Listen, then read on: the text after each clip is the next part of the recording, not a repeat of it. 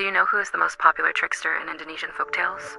It's not a bad guy, but a clever and witty deer named Kancil.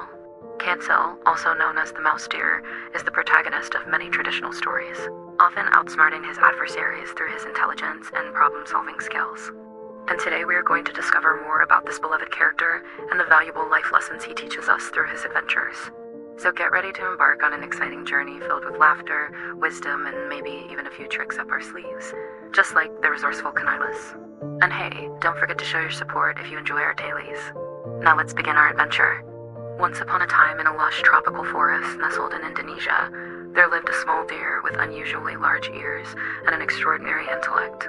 His name was Kancil, but he was better known as the cleverest creature in the jungle. Kancil was famous for his cunning and intelligence. He was always ready with a clever remark or a witty solution whenever a problem arose.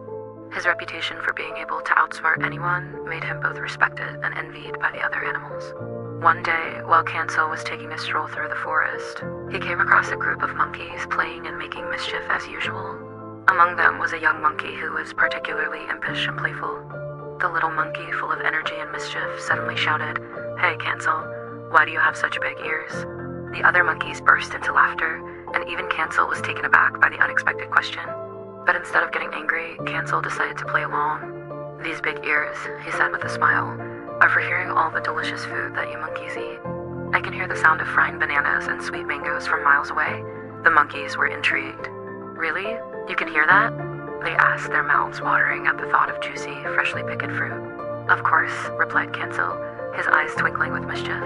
"Why don't you come with me right now so I can lead you to a feast?" The monkeys, unable to resist the temptation of a free meal, readily agreed. And Kancil, being the clever animal that he was, led the monkeys on a wild goose chase throughout the forest. He zigzagged through the trees, leaping over logs and splashing through streams, all the while keeping just out of the monkeys' reach.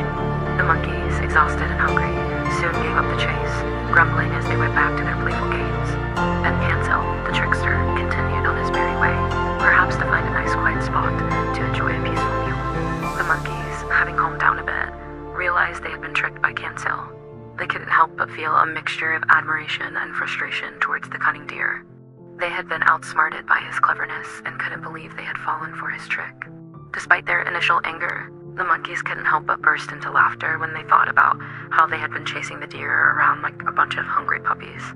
It was then that they understood that Kancil wasn't just a deer with big ears.